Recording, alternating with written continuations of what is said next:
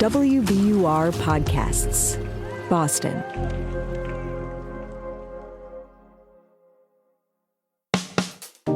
I'm Daryl C. Murphy, and you're listening to The Common.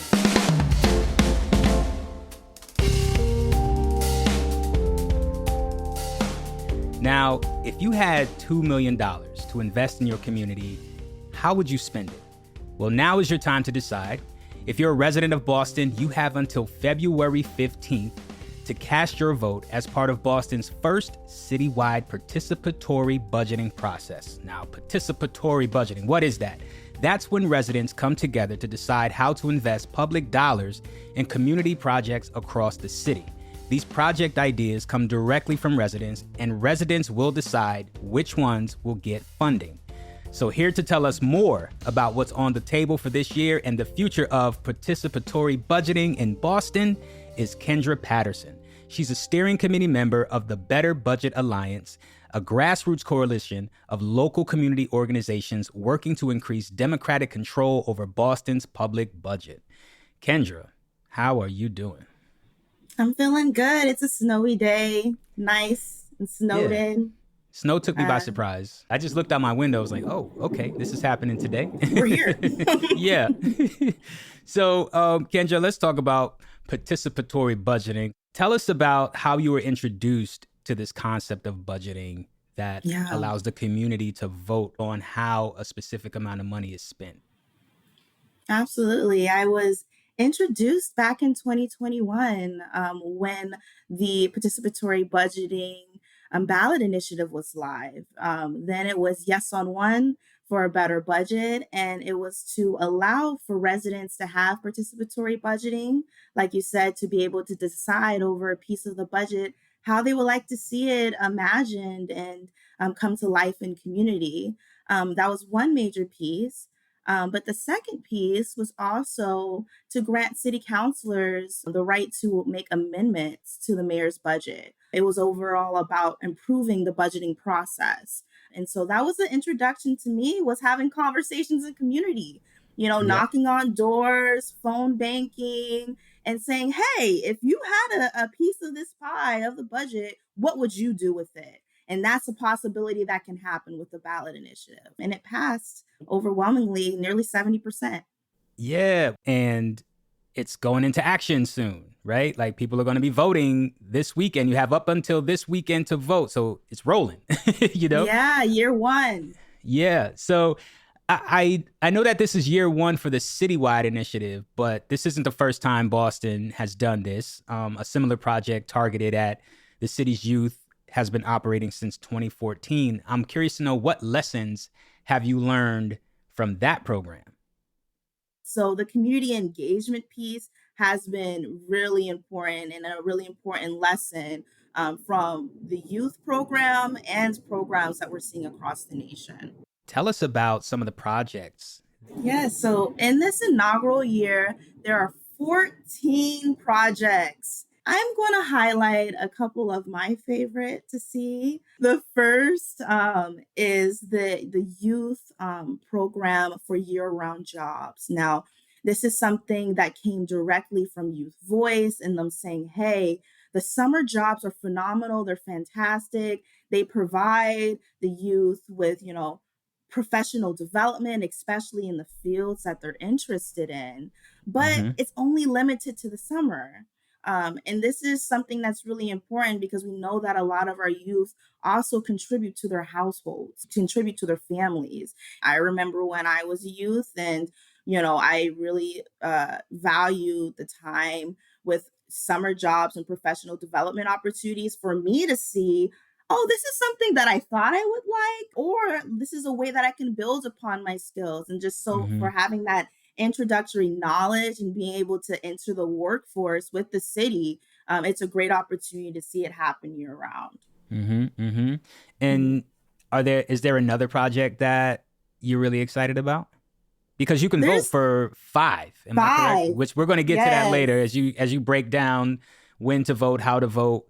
But is there another project that piqued your interest? Another one that goes kind of hand to hand when I say that the youth, many of them are contributors to their household, is a Yeah. youth rental assistance program. Hmm. So there is a rental assistance program that will provide youth with stipends to fill that gap, that they may not have the income, or their family may not have it to make, rent for that month or the coming months. And so that's a great project. And the last that I'll highlight, that is really cool to see, is benches at, high ridership areas, bus stops.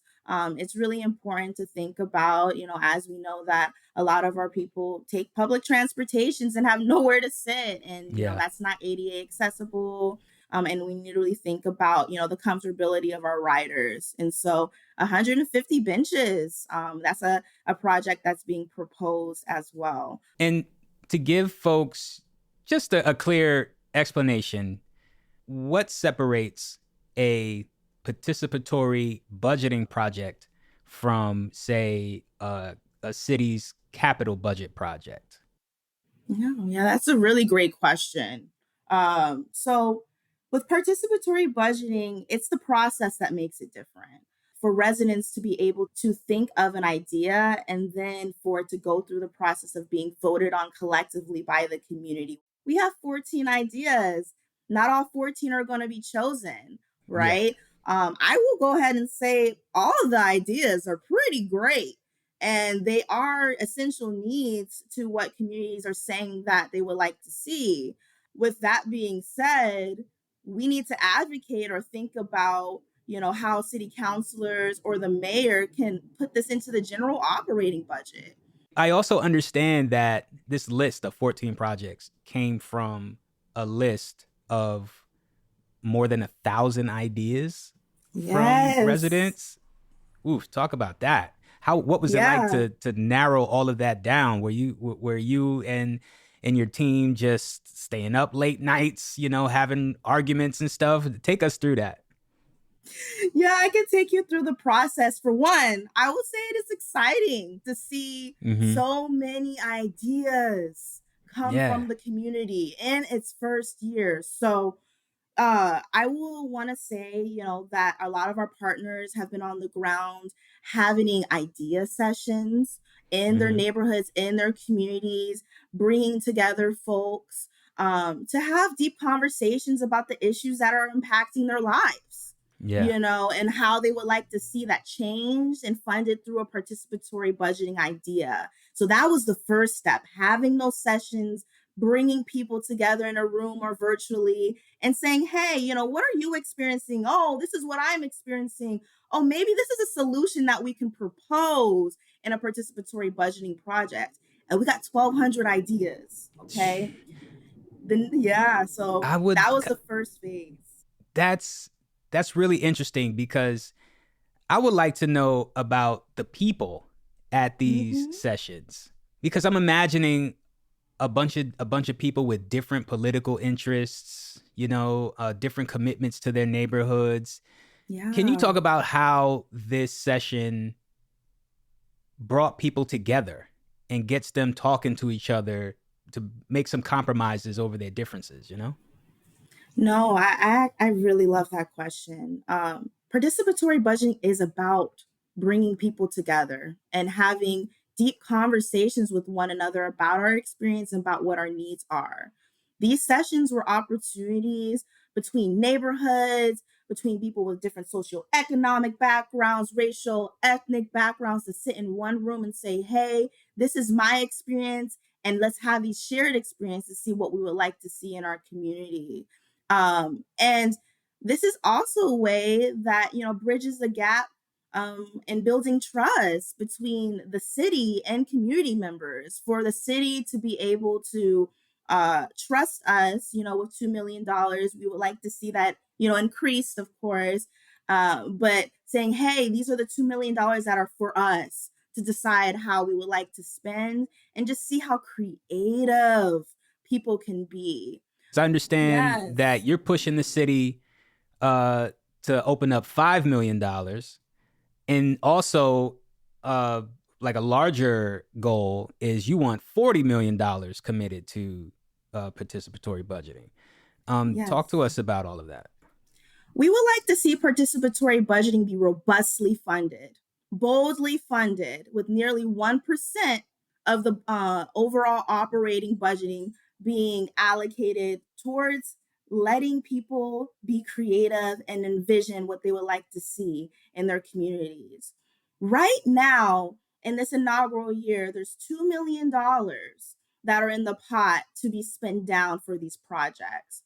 But we know that in the overall fund, there's just about 5 million that can be spent down. Mm-hmm.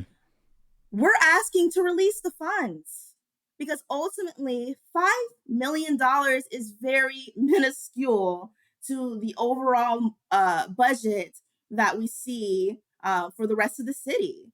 And why we think this is really important is because ultimately it's our money.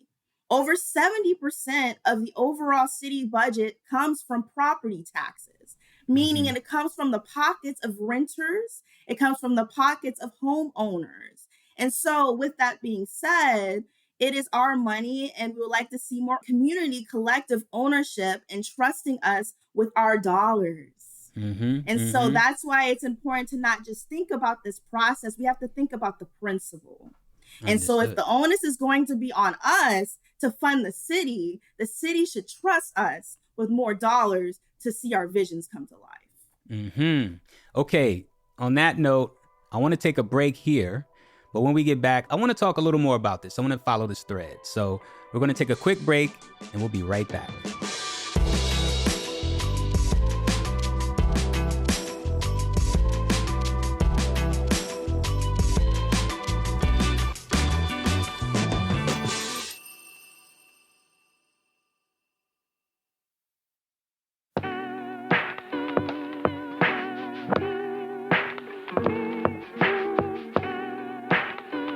And we're back with Kendra Patterson of the Better Budget Alliance.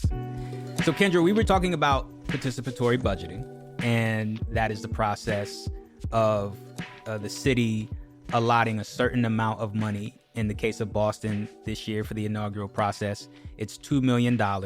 So community members can vote on projects throughout the city that they want to spend that $2 million on. And we were just talking about getting more money in the process. For the immediate, you want the city to unlock $5 million. And then on a larger scale, for a larger goal, you want them to unlock $40 million. So let's say you get the $40 million. What kind of projects do you have on your mind? Where would you like to see that money go? I mean, it can be larger scale. For example, an idea that got pared down. I would just go back to the 150 benches. They were initially not supposed to just be benches. They were supposed to also be heated and cooling stations. Okay. Places in the winter where they can be heated, places in the summer to provide shade and cooling for folks as well. What if we could have all 14? We wouldn't have to pick and choose. And I'm also curious how you're looking at other cities. Are you finding inspiration from other cities who have done this? A lot of inspiration there. Paris, they fund their participatory budgeting process at 5% of their budget. And Seattle, they fund theirs at 30 million.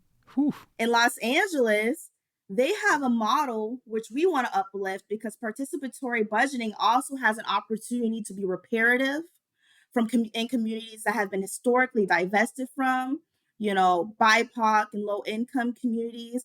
They have repair zones where they specifically allocate the funds to those specific communities that have been historically left behind.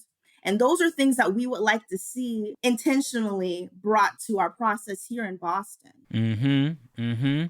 What do you say to people who might feel like, it's pointless? It's just a little bit of money. At the end of the day, the city has this huge budget. Why even bother? Because this is money that's directly in our hands, y'all. This is so exciting. Yes, it's $2 million, but look at all those projects that we can see. This is the first year. This is the foundational year.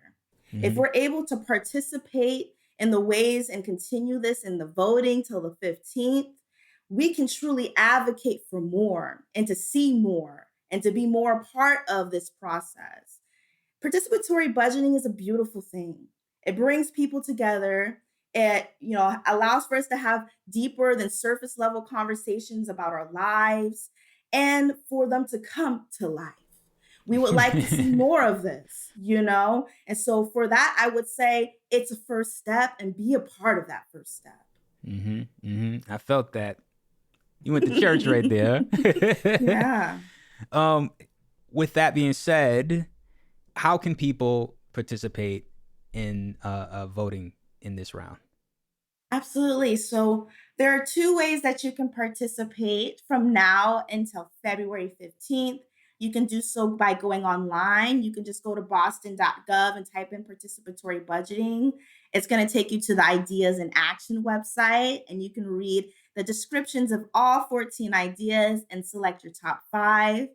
If you're not into technology, that's cool. You can go into person to City Hall and vote as well. As your, branch libraries across the city, you can go in there and ask for a ballot. So you have 2 options. You can either do it online or in person. So whichever is at the best of your convenience.